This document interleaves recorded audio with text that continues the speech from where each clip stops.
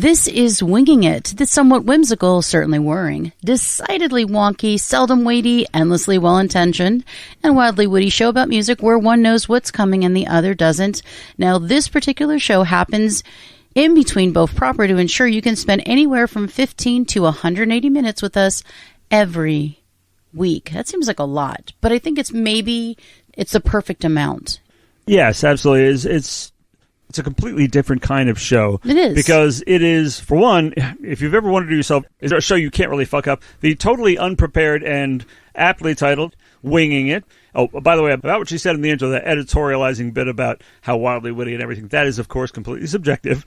But no, it's not. No, it's factual. It's stone cold. It's a fact. Yeah. Yes, it's established scientifically factual. I've not only have I done polls, but I've done double-blind studies, so I know it's actual and factual.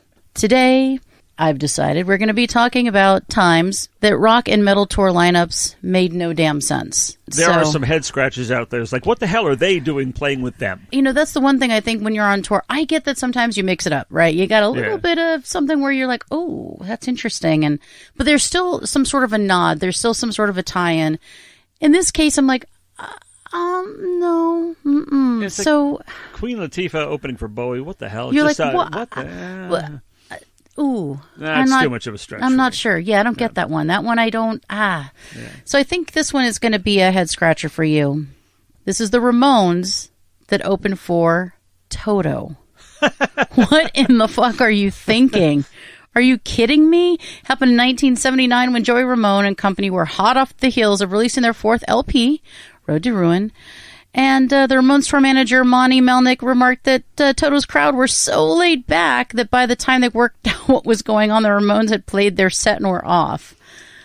Here's the thing. When you're opening for somebody, the whole reason you do it is so that you get exposure to their crowd, because then you get to take their crowd as your own, hopefully, right? Yeah. So if I'm the Ramones, I'm not getting shit. These people are like, this is yacht rock. Well, it's yacht rock, and I'm sure there's a lot of crossover fans. Like, I love both of those too. Me too, but do they belong together? I don't get it, really. I mean, I don't get it. Beat on the Brat with a baseball bat, and I felt the rain down in Africa. Yeah, I'm sorry. Yeah, I don't know. Yeah, no. Here's the thing. Unlikely. Let's call it unlikely. Well, I don't know if I call it. I think it's just a bad idea because think of. That's what I meant.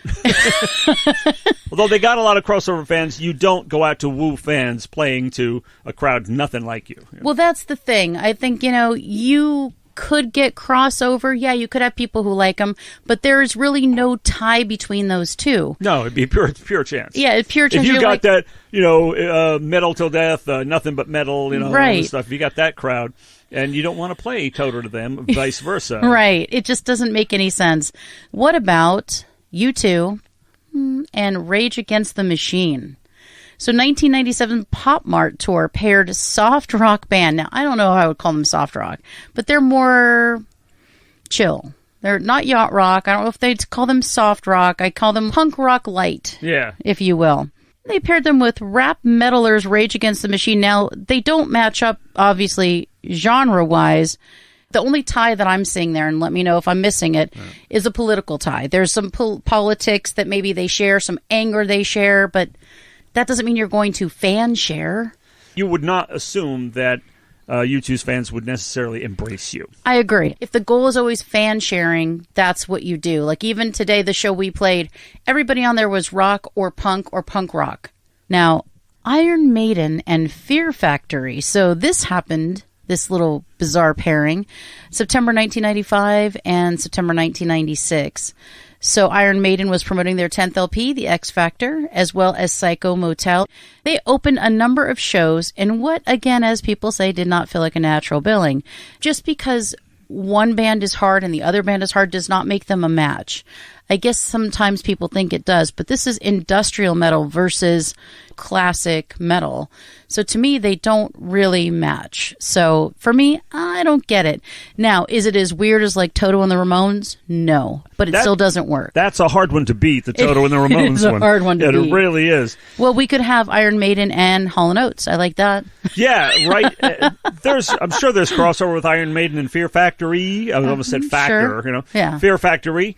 But that's like, if you want to be bludgeoned, these are the guys that will bludgeon you.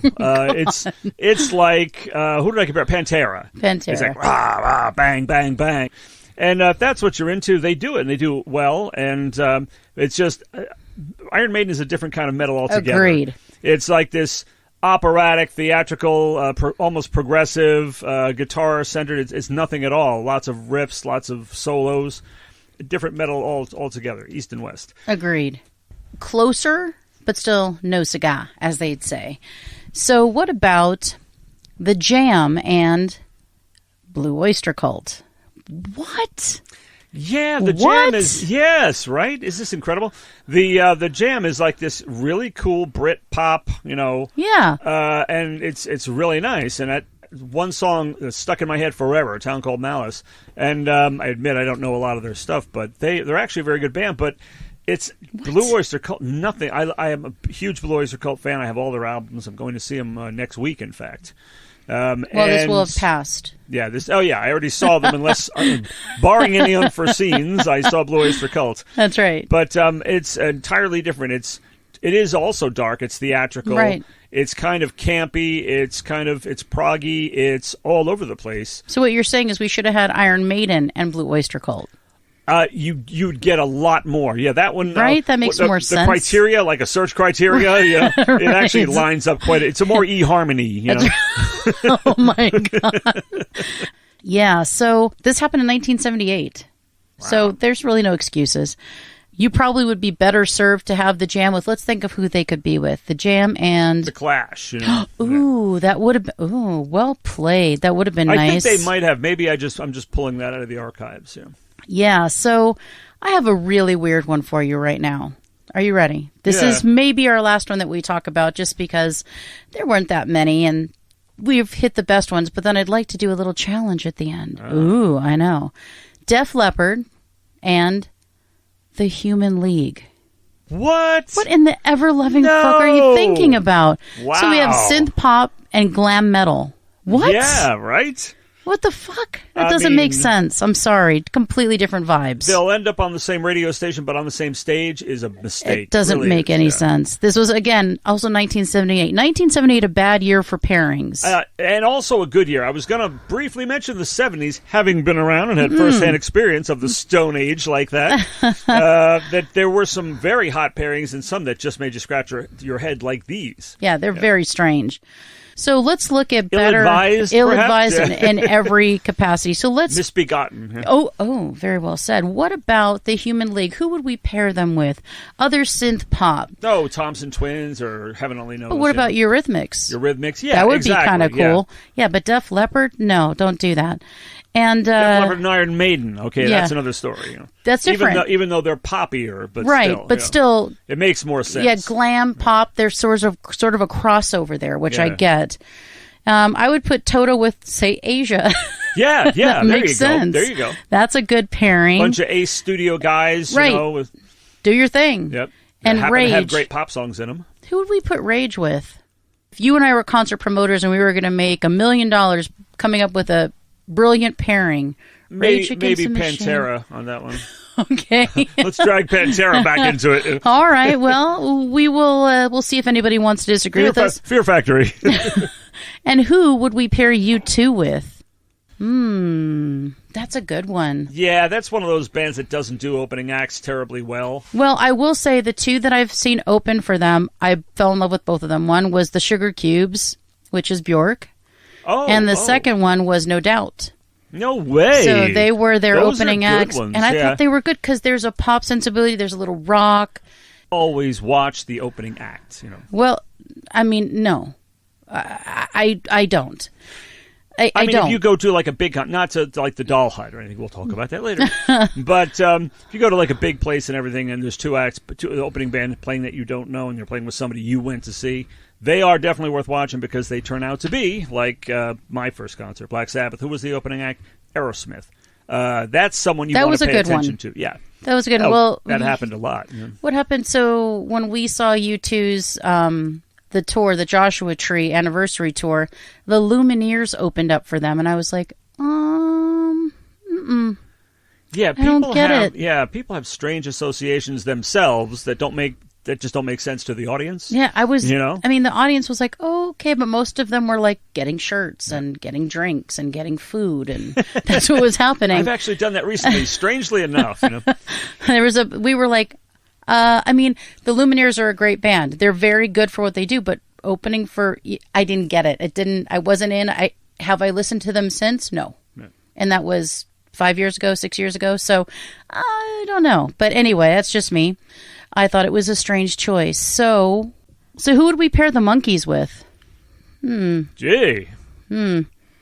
Another today you would pair the Monkees with One Direction. Oh, ouch. Ouch. The Monkees are hurting in there. Oh, man. Let's see. Monkees and... Like the Osmonds or the Cowsills or somebody like that. Well played. Very, very nice. Okay, good. Well, those were some really weird ones. I think very strange, but, I just say if you're going to create a show and you have an opening act, you should probably have a complimentary opening act that can actually absorb some of that fan base. Because I will tell you, we get all these notifications all the time. Hey, looking for a rock band to open for hip hop. No, wait a minute. They're going to throw stuff at me. They're like, that's not what I want. I want to hear hip hop. So maybe you have something, a hip hoppy opening or, something like that. Not a rock band or an acoustic band, because it just doesn't make any sense. Even though Bowie gets like all world and everything, world music and stuff at times, it's still him and Queen Latifah. That just doesn't mesh in my mind.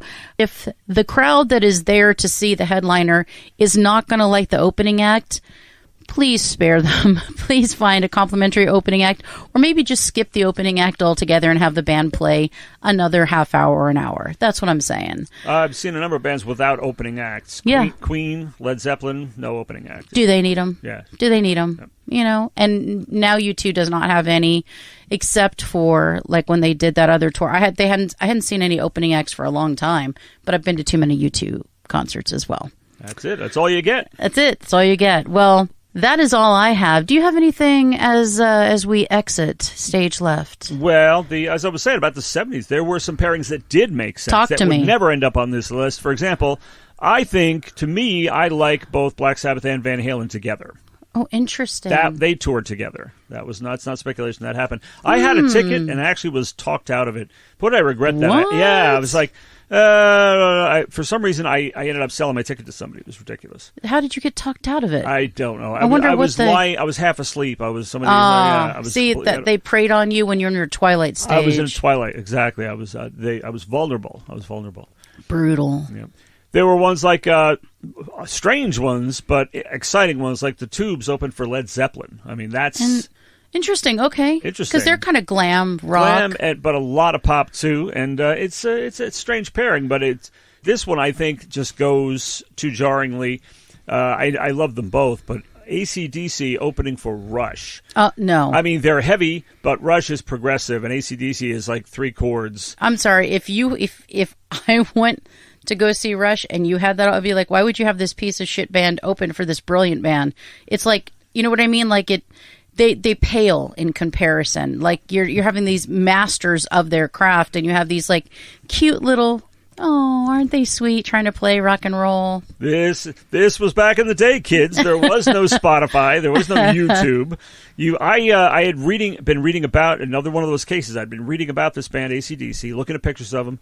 Nobody was really playing them, so I did not hear any of their music until they opened for Rush that I went to see in Poughkeepsie, New York, and I really loved them. I thought they were great. I mean, I didn't exactly internalize that they only did songs with 3 or 4 chords ever, and they all sounded the same kind of, but I just loved hearing them. But that was a strange one. Maybe I have a very weird ear, because if I was there, I was in a good mood, I was going to say, I was feeling receptive. Apparently, I would have been like, "What is this piece of shit band opening for this amazing band?" I had an open mind. I would say that maybe you had a few drinks in you, but I know you don't drink, so there's no excuse. You were just open. I might have been a little high. All right, okay, a little high. That's fine. Fair enough. So very interesting. Okay, any other ones? Because those are good. Well, I did see some billings. I mean, talk to me. What else? Boston. And a fellow, an ex-lead singer of a band called Montrose opened. Mr. Sammy Hagar opened for Boston. That was pretty incredible.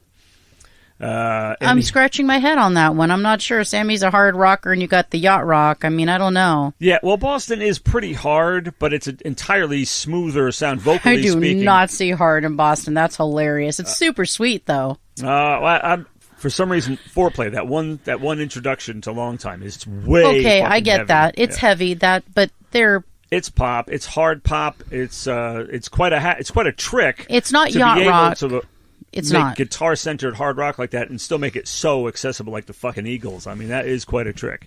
But okay, fair enough. Sammy Hagar, and he did the set on the set he did was on the live album All Night Long. Excellent.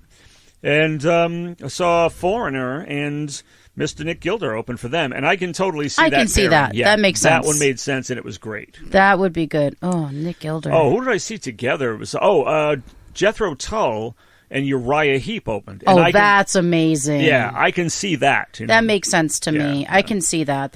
That went together quite well. Yeah, that's nice. Wow, those are some great pairings. Yeah. Okay, so 1978. Benefits of being a dinosaur. 78 was a bad year for pairing, but not all of the 70s had issues. Apparently, they did the right thing sometimes. And all we're saying is, do the right thing now. I barely missed seeing Cheap Trick opening for Kiss. Now, I know you may roll your eyes at that. Oh, my God. My God. Cheap Trick was not around at that particular time at the Garden, and so I will have never seen them in my life until next week. Same night as Blue Oyster Cult. Okay, well, that makes more sense to me than Kiss. Cheap Trick and Blue Oyster Cult makes sense? More sense than Kiss. I mean, doesn't make sense, but more sense than Kiss. Yeah, it's an odd pairing, but a very fortunate one for me. Yes, I mean, if you ask me to pick, I'd say, can we pick some other peeps to go with them? But I don't have that option. But you will have enjoyed that show, and you will be able to share on future Birds. That would be amazing. I hope it's one to crow about. I hope, yeah. I mean, if it's not one to crow about, maybe it's one to know about, and then we can just tell them about how shitty it was. Yeah. But they are older, so it'll be interesting to see how it goes. Well, that's all I have. I hope that you, David, enjoyed this little moment where we talked about odd pairings, and you shared some amazing pairings. So now, that only leaves for you to say, what? I'll show you in a second. Here. Okay, that only leaves for me to say, let's fly this coop.